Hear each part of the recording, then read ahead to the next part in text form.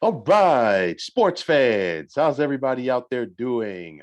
William Martin coming at you one more time here on YouTube with another edition of the 300 Pounds of Sports Knowledge podcast. And once again, I have the pleasure of being joined by Cal One to God. Cal, how are you doing, my Yes, brother? sir. How you doing? Good afternoon. Good evening, brother. I am doing great, and we have a plethora of things to talk about in regards to the New York Knickerbockers. And I say that because this time a year ago, the Knicks were the toast of the Big Apple. That's for the first time in 8 years, they were a playoff team. That's But right. a harsh dose of reality awaited the Knicks in the first round of the NBA playoffs as the Atlanta Hawks quickly disposed of them in 5 games.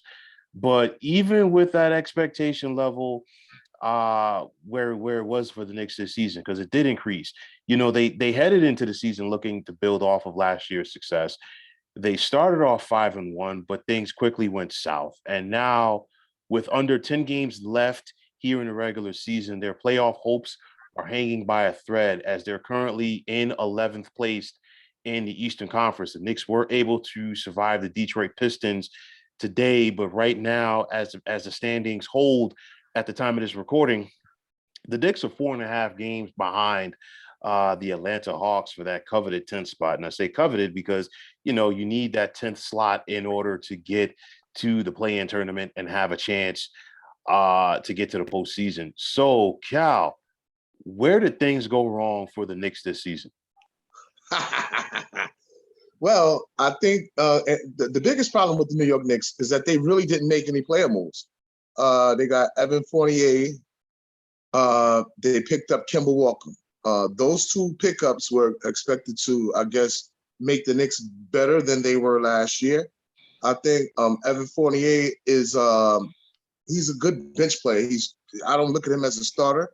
Kemba Walker is 4 years too late.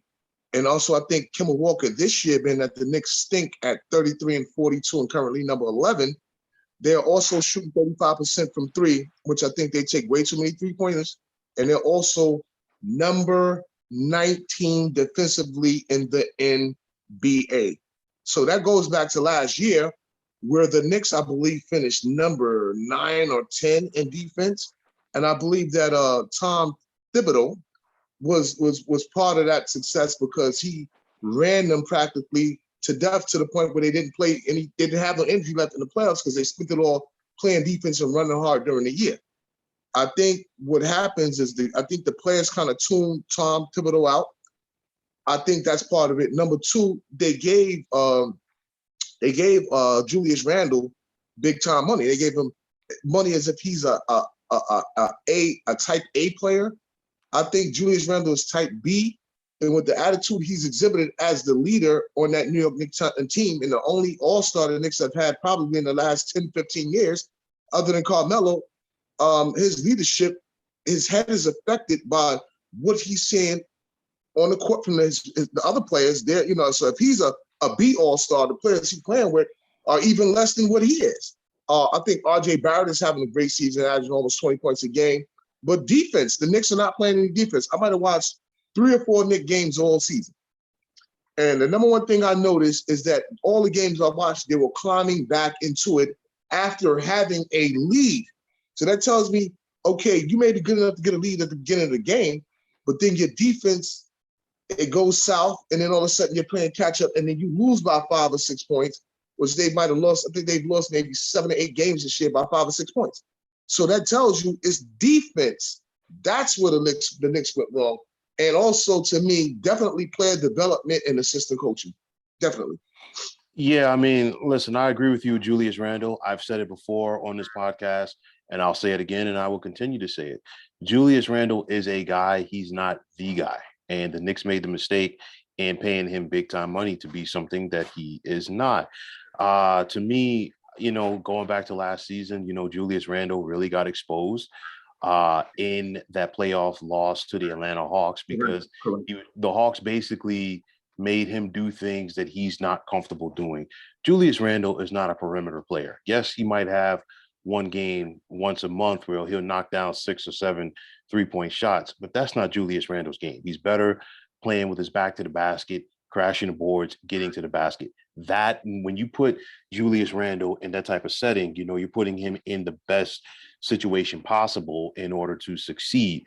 I think the Knicks, number one, they did overachieve last year, and I've said it before on this podcast as well. I think the Knicks have put too much stock on having a veteran player like Derrick Rose, try to, go back and recapture the fountain of youth once again. If the Knicks got Derrick Rose, that we saw 12 years ago, okay, fine. I'm like, you know what, you got something. But this is an older Derrick Rose, and of course, the injuries unfortunately derailed such a very promising career. Because if anybody remembers, when Derrick Rose came onto the scene in the NBA, he looked like a guy that was going to be, a first ballot Hall of Famer. And because of what he was doing, and unfortunately, that knee injury, he just never got back to that level. I've said it before, and I'll say it again. Kemba Walker, the Knicks, to me, I think that was a bad signing for them, and that's no disrespect to Kemba, but to me, it's like if you're putting Ferrari gasoline into a Ford Taurus. And in this situation, I think Kemba Walker is a Ferrari gasoline, and the Knicks are the Ford Taurus. And the reason why I say that is because you signed Kemba Walker to play for a head coach who is a defensive-minded head coach. Kemba Walker is not known for what he does at the defensive end of the court in the NBA. Kemba Walker is a scorer. So right there, putting him in Thibodeau's system is not going to work. Then you see Kemba Walker get benched. You see him not play at all.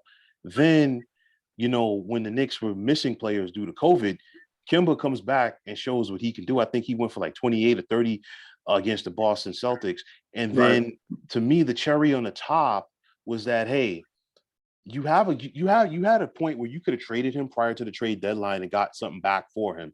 But instead, you opt to just keep him on the roster and not play for the remainder of the season. You could have gotten something back for Kemba Walker at the trade deadline. I am sure that there are several teams out there that would have been more than happy to have had his services. So, that's the New York Knicks right there, not looking forward once again and shooting themselves in the foot. To me, and I've said it before and I'll continue to say it, RJ Barrett is a future of this franchise. But, there's so many issues I have with this team. You draft Obi Toppin, and now you're finally starting to play him now that Julius Randle got hurt. But then on top of it, for me, Obi Toppin, you draft him, but you want him to play a style of basketball that you didn't draft him for. Because if you look at how Obi Toppin played at Dayton, and he was the player of the year his last season in college. And, for me, of course, there was no NCAA tournament that year. I really would have loved to have seen what Dayton could have done, because they probably were going to be a 1 seed in the NCAA tournament. And that would have been more of an opportunity for Toppin to showcase himself, might have even gone a little bit higher in the draft because of that. But nonetheless, you look at it, they drafted this kid, and they're trying to have him play a style of basketball that he's not comfortable with.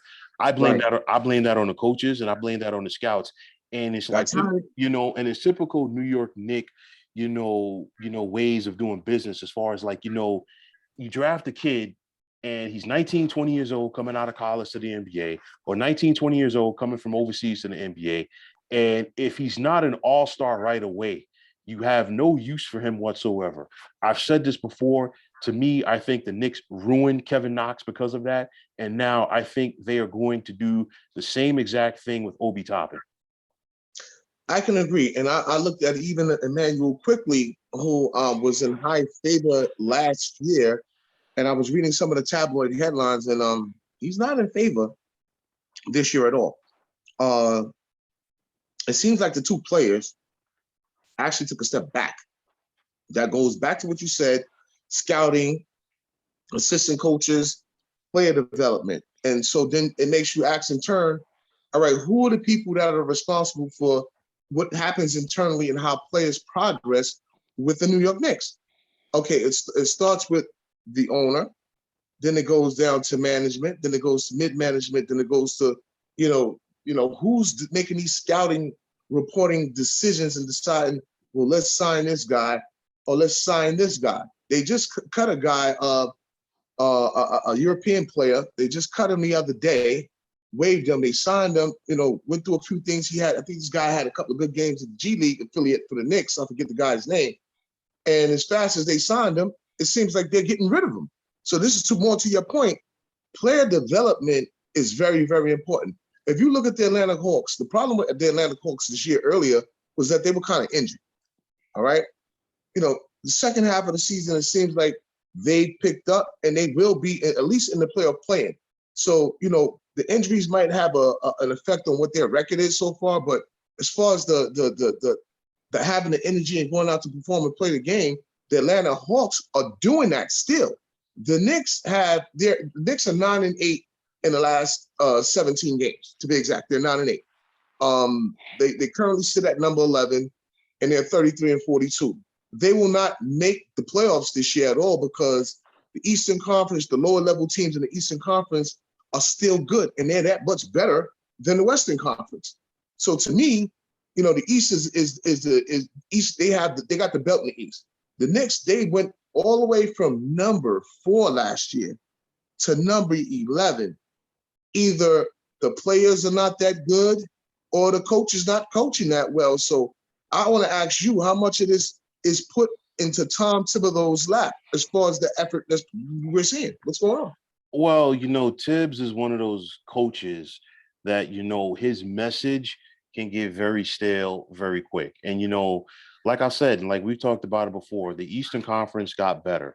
The Chicago Bulls, I know that the Bulls, they've been up and down lately, and for good reason, because they still don't have Lonzo Ball.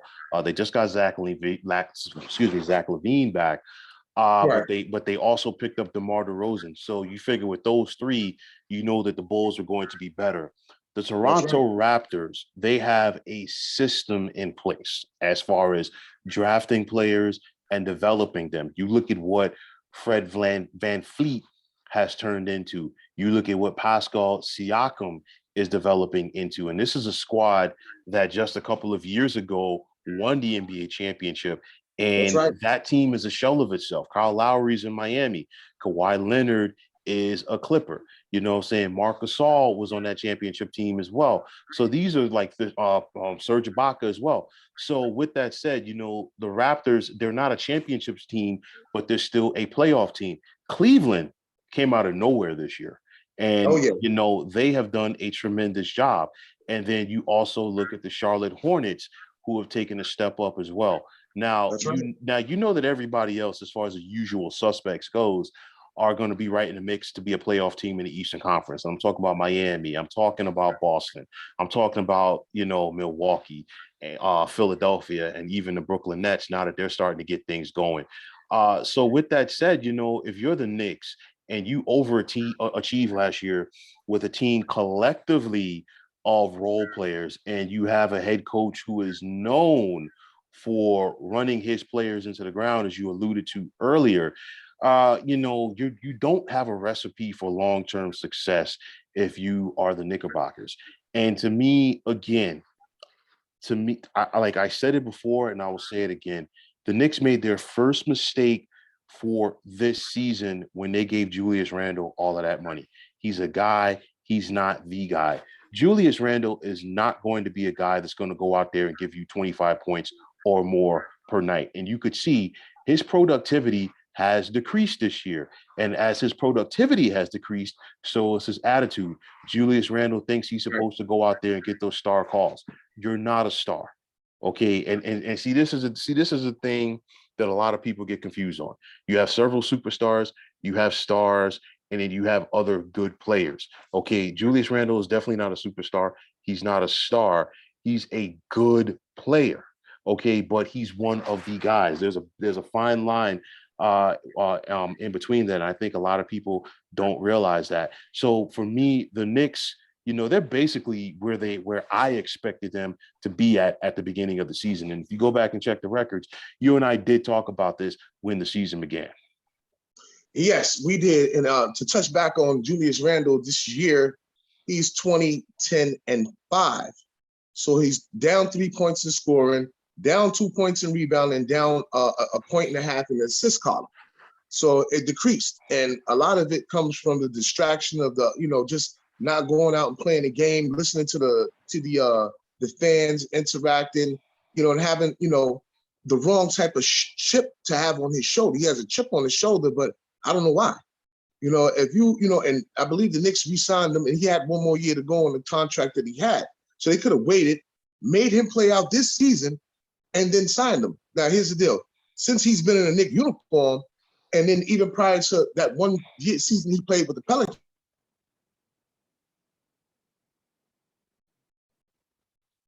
Yeah, Cal, looks like I lost you there for a moment there. Can you come back? Yeah, I'm sorry. We should be back in now. To my point, Julius Randle has been as advertised. He's going to get you 20 and 10, but is he going to overthink the 20 and 10? Is he going to overshoot? Is he going to undershoot? And then the next game he'll turn around and get you 8-10 points. So he's definitely a B tier type of player. I believe in my heart that the Knicks are what they are, and they're where they're supposed to be. And I think a big part of it is because they didn't really make any offseason moves. They didn't make any trades. They had Kemba Walker, who I believe is making, I think, 20 million, 21, 22 million this year. And I believe Boston is picking up the majority of it. The Knicks are only on the back end for 8 million. You understand what I'm saying? On this current contract that Kemba Walker is on. So for me, at the end of the day, there's no way I'm going to give a guy 8 million. You look at the rest of the Knicks on the roster, I think only person comparable in salary would be Derrick Rose, as far as who's getting what. And he's coming off the bench. He's actually injured, as we know, and he's averaging only 12 points a game, down from 14 points a game last year. You understand what I'm saying? So Kemba, to me, never really fit into, I don't know what style of play New York has, but Kemba doesn't fit in. I sit there and I feel like when I'm watching Julius Randle, he's forcing the game. I think the young guys who have been, you mentioned Obi Toppin, he's not a three-point shooter. Why is he shooting threes? Why they're trying to make him be something that he's not? Clearly, they need to work with this young man. He has talent, he has leaping ability, and he has the ability to forget when he makes a not so good play and move on to the next play. That's what I like about Obi Toppin. He doesn't get too hung up on if he didn't make a good decision this play down. Come back down and you play basketball. I believe Tom Thibodeau jerking his kid around Emmanuel quickly. I think that basically, to me, was a no-no. And I said, with all the guards that the Knicks signed, and I think we did talk about this in another podcast this year and definitely last year, with all the guards the Knicks had last year and this year, how are you supposed to develop these players that you drafted if you don't play them properly? Oh, Thibodeau doesn't want to play rookies. He doesn't want to do this. The biggest person that I look and I deem responsible for the Knicks woes is definitely Tom Thibodeau. Yeah, and I mean, management has said that Thibs will be coming back next season. Of course, he has a big contract, so they're not letting him out of that anytime soon. But, nonetheless, to me, the Knicks are in a tough spot, because, nobody's going to take on that Julius Randle contract. And I look at this team, they are a team that doesn't have stars. And I think they're going about it the wrong way. I think the Knicks would really benefit if they got themselves a point guard and I say not just a point guard by title, I'm talking about a point guard who is actually going to go out there and make the players around him better. And if the Knicks had themselves a point guard, I think that would give them the opportunity to really showcase and develop their young talent, like an Obi Toppin or like an RJ Barrett. Those need to be the guys that you focus on. And of course, they picked up Cam Reddish from Atlanta, and he's injured for the rest of the season. Right. But those need to be the guys going forward. And I guarantee you, if you put an Obi Toppin on a different team and in a different system, he would be farther along in his growth process as an NBA player than he currently is right now. That, I totally agree with you. That falls into the lap of the head coach in Tom Thibodeau. Yes. And I think, that old school style that certain coaches have, it may work when you're dealing with different type of players. But, to me, you got to get to know your players. You can't isolate them, put them on the island. You go get Kemba Walker only to bench him. Okay, he might have been injured for a little while, but then he gets better. And y'all don't want to trade him. You bench him. He's one of the few all-stars that you have on your roster, somebody that was a previous all-star and has playoff experience and can actually show some of the younger players, how to be professional basketball players. You know what I'm saying? I mean, but I'm not going to get Kemba Walker and put him on my roster and he's making $8 million to sit down and talk to the young players. No, I want him out there and I want him to play. I want to see what we can get out of him. Cam Reddish situation was definitely, I don't get the point because guess what? Kevin Knox is still playing. So I don't get the point. Kevin Knox is playing for the Atlanta Hawks. He's playing. So what was the point? So to me, I go back to, I believe the Knicks president is Leon Rose, who I think he might have once upon a time been Michael Jordan's agent or something like that. He knows a lot of players and things of that nature, but he, to me, he doesn't have enough basketball background of the game and just knowing which players to pick to run that type of organization. I don't know if that move was more a management move because I'm still trying to figure out who's running the Knicks. And that's a question I would ask you. Who is running the New York Knicks, William? Well, honestly, I've said it before and I'll say it again. James Dolan. I mean, you look at it and you look at what the Knicks have been on James Dolan's watch, and I'll take it a step further. And this is something that I've said on a previous podcast. If you eliminate the NBA gifting the Knicks the first overall pick in 1985, which the NBA did, they'll never come out and say that, but that was the first year of the lottery. But if you eliminate the Knicks getting the first overall pick in 1985 and getting Patrick Ewing, what has this team done for the last 40 years? I mean, yes, they did have two trips to the NBA Finals, and once in 94 and 99, and they were a perennial playoff team throughout the 1990s. But, to me, and I said it before, the Knicks properly didn't put talent around Patrick Ewing, which is why they didn't win a championship. And, for people who wanted to see Patrick Ewing leave, look at what the Knicks have been since Patrick left more than 20 years ago. The Knicks, I want to say they've won one, maybe two playoff series since Patrick Ewing's departure in 2000. So, that just lets you know what's going on with this organization. And just like how we say that things fall into the lap of Tom Thibodeau, James Dolan, all of this stuff went down on his watch. So, definitely he has to get some criticism, even though he doesn't like to be criticized, by the Knicks, but, or people, who follow this team, whether it's fans, former players, you name it. But the bottom line is James Dolan deserves criticism for what has gone on with the Knicks. I mean, since Dolan has owned the Knicks, look how many different head coaches they've had. And, to quote a good friend of ours, who we know personally, and hopefully, he is checking out this podcast, nobody walks into Madison Square Garden, associates themselves with the Knicks, and walks out a better person. You look at every single Knick coach that they've had for the last 20 years or so, and within a year, each of those head coaches looks like a beaten man. I don't care if it was Don Chaney, Lenny Wilkens, Isaiah Thomas, Larry Brown, Phil Jackson. Of course, Phil was not the head coach of this team. Where's Phil? But he ran the front office. Jeff Hornacek, Mike D'Antoni, David Fizdale, Mike Woodson. I don't care who it was. They all look like a beaten and defeated man. And I think that is the road that Tom Thibodeau is going down right now. The Knicks fan base, they're spirited. They're very dedicated to their team. And, now that, Madison Square Garden once again has fans, they are consistently selling out MSG in the hopes that this team can get to the playoffs and get that elusive championship. I'll tell you like this, it ain't happening. I mean, you'll see the Easter Bunny, a real Easter Bunny, or Santa Claus, or the Tooth Fairy before that happens. It's just unfortunate that this is the state of affairs for the New York Knicks. It is. The Knicks remind me of a soiled diaper. That's how horrible that franchise is. People get mad at me and they say, well, Cal, are you a hater? Absolutely. But I respect effort, and I like good basketball, whatever you, good football, good baseball, whatever you're doing. I like effort, and the effort. Even okay, let's take away the Knicks last year. The year before, they lost about 20 games by 2 points or less. And you know why they were more watchable than they were this year?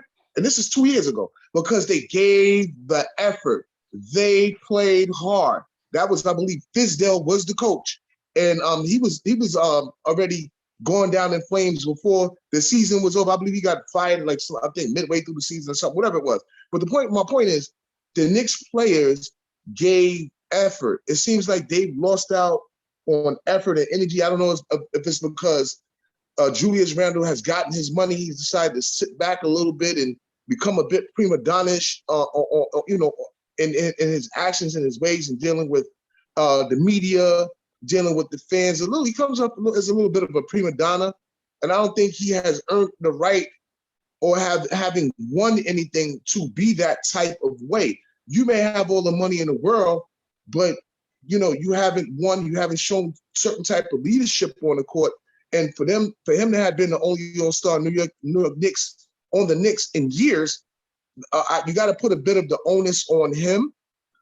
Getting fined, just doing all different type of distraction things, kind of makes him a viable scapegoat. Just as well as when they were winning last year, everybody was on Julius Randle's bandwagon, as he deserved to be last year, because the Knicks were, to me, they did overachieve. And this is something I've been going back and forth with people. But what I think they did last year was, I think it was more effort than overachievement. Because like I told you, the year before, they lost like 20-something games where they, lost by like 1 or 2 points, which means they were in all the games. You know what I'm saying? The 4 or 5 games I've watched this year, and the bits and pieces I've watched of the New York Knicks this year, what I've seen is that they'll have a lead, and they look like, and this goes back to you saying about a point guard. They'll have the lead, and then you'll look up late in the third quarter, and they're down. And they're down almost double digits. So now they're rushing back to get back into the game. So that's a credit to the players and their effort, their lack of effort, and them tuning out the coach. And they are bottom feeders. Yes, they are. They have been bottom feeders for years, and they'll continue to be bottom feeders. But the one thing I hope is that if they bring Tibbs back, they surround him with a better coaching staff. Somebody got to go, all right, for this debacle that we're seeing this year. And not only that, I think they should scrap what they was doing, and definitely try to revolve everything around R.J. Barrett. And I would make him my focal point as opposed to Julius Randle, but it's going to be tough to do because they gave Randle the money. Yeah, listen, I totally agree. I mean, it's like, listen, you hear the fans getting behind RJ Barrett. And honestly, they've gotten behind RJ Barrett from the night that he was drafted. And, you can see the progress in this young man as he's gotten better as a player. And honestly, when it's all said and done, I really do feel like he definitely has a bright future. And to your point, the Knicks, the Knicks are one of those teams. They they don't like success, and I say that from the standpoint that the Knicks will be the first ones to complain when they have several bad contracts that are hampering them long term. The Knicks find a way to either trade the player, ride out the contract, or whatever, but they'll find a way to skate from under that contract or contracts, the bad ones. And then the Knicks will turn right back around and give somebody else or several players a bad contract. We've seen it over the years with the likes, with the likes of Jerome James, one player that comes to mind. And now fast forwarding to the present, Julius Randle. The Knicks, if they're not regretting it already, I guarantee you that they will. To me, I think the Julius Randle situation, like you said, he was still under contract. At the end of the day, you could have found a way if Julius Randle was still balling this year like he was last year and he was playing for a contract, you could have found a way to trade him, get some picks, get some more quality players, and keep it moving and try to focus on building your squad around Obi Toppin or Mr. Barrett, mainly Mr. Barrett more than Obi Toppin. But Right. you have to find a head coach who knows how to get the most out of all of those young players. Tom Thibodeau is not that guy. I agree with you, and I'm going to say this also too. The Knicks going into the summer, they had more salary cap space than anybody, and this is what everybody seems to forget. They had more salary cap space than anybody. To me, it wasn't no big rush to give Julius Randle that money. Like I said, they gave him the money. They gave Evan Fournier, I think, a 3-year contract worth $78 million or something like that. And I'm shaking my head. They got this kid starting. I believe he's averaging about 14, 15 points a game, which is okay. But what I've seen of him over his career in Orlando and I believe in Boston and things of that nature, he's a bench player. I mean, he's a good player, but he's a bench player. I don't think he's someone that you should come save your franchise or put you in a different type of position or even put that type of pressure on him. Because I think when guys that are good players don't have a certain amount of pressure on them, they become better players.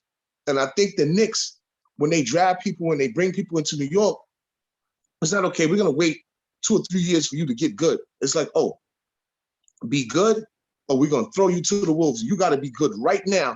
And this is why me personally, I have had such a long standing running feud with the Knicks fan base because they have unreal expectations. Even when they're losing, their expectations for their team is unreal. You know, and the pressure that they put on these players, who some of them, when they leave the Knicks, they go to other teams and become all-stars, or they go to other teams and they win championships and they're able to fit in a certain type of pieces to help other teams win. I look at the Knicks when they gave away Shumpert and Mr. J.L. King, a.k.a. Hennessy King. They were two pieces that helped the Cleveland Cavaliers win a championship. Why would I help you win? I would have sent them both to Aruba and left them there. I'm not sending you to go over here where you could win and you can't help us win, or not even you can't help us win. We don't got the pieces to put around you to let you be a piece for us to win. That's my beef. It's like hustling backwards. It's like giving away a product you have for free and then getting mad after it's gone and wanting the money back. But you gave it away for free. So as long as that mentality, that soil diaper mentality the Knicks have stays where it is, I don't see them, moving up anytime in the near future unless they gut what's left of that team, trade Julius Randle, get some more picks. The Knicks had some picks. I'm trying to figure out, what are they doing? Doesn't make sense. So on that note, I say they don't get into the playoffs this year. I say they revise the roster. And I say by the middle of next year, I say Tom Thibodeau gets fired. Yeah, I don't see Thibs making it through the end of next season. Draft picks are only good if you know what you're doing with them. And honestly, the reality for the Knicks is this. Philly's not going anywhere anytime soon, as far as them not being a playoff team.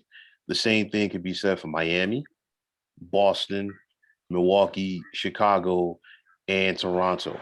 And, as long as the Nets have Kevin Durant, you know what? They're going to be viable. The Charlotte Hornets are a team that's up and coming. So are the Cleveland Cavaliers. Trae Young is a star with Atlanta, which means that he's always going to have them in the mix to be a postseason team.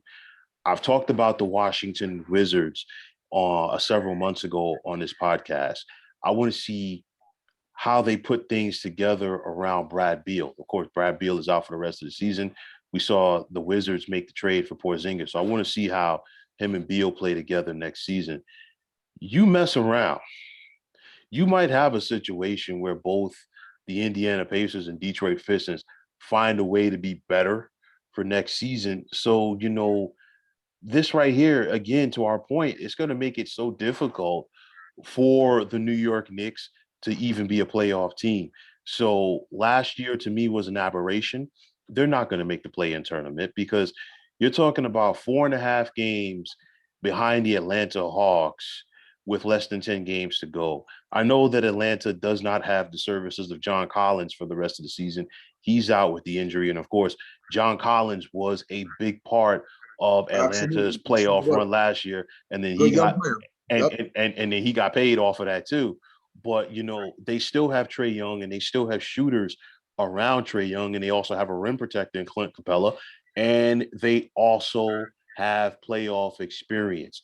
And, we saw what Trae Young did to them several nights ago at Madison Square Garden as Disrespectful. right, he's becoming the new Reggie Miller. And I say it from the standpoint that, of course, Michael Jordan loved to be on the big stage at MSG, as did Kobe Bryant.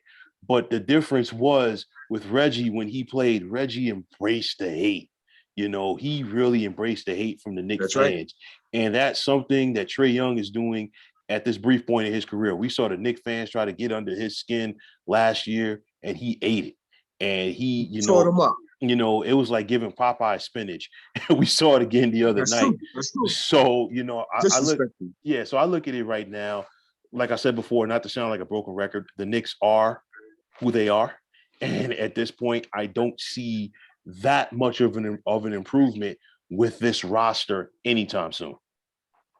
Well, on that note, pretty much, I think I think we've done 2 podcasts about the Knicks this year. And I think we did 2 last year. It's safe to say we won't be talking too much more about the Knicks. You know what I'm saying? No. Like, no, definitely not. It's on to other things, especially since the NBA playoffs are right around the corner. That's And right. of course, it's one of those where, if you're not relevant, the people don't really have a lot of time for you. So when the season's over, I guarantee you the majority of NBA fans, they're going to forget about the Knicks. They're going to be focusing on the playoff teams. And of course, as those playoff teams begin to dwindle down, of course, the teams that lose, okay, thanks for participating, but now we're on to bigger and better things. So, Cal, one to God, as always, Yes, sir. thank you. And as we are wrapping up, do you want to take this time out to show some love to anybody out there? I want to say what's up to a very special Weeble. And also I want to thank Lids in Staten Island, New York for the nice hat for free. Legends with Legends are made. It's always great to get sponsors and have people look out for you, man. Thank you much. All right. And as always, thanks to Cal, one to God, for chiming in with some great insights on this podcast. And as always, folks, if you like what you saw and heard today, please feel free to hit the like button as well as the subscribe button to this channel. Also, if you're on Twitter, please feel free to follow me at 300 Pounds of Sports. And like I always say, if you follow me, it'll be my pleasure to follow you right back. There's also the sports discussion group on Facebook at the Sports Depot 365. You can check it out. Drop a line and be a part of one of the better sports debating sites going on social media. So for Cal One to God, my name is William Martin, signing off, saying take care. Thanks for having me. Thank you. My pleasure.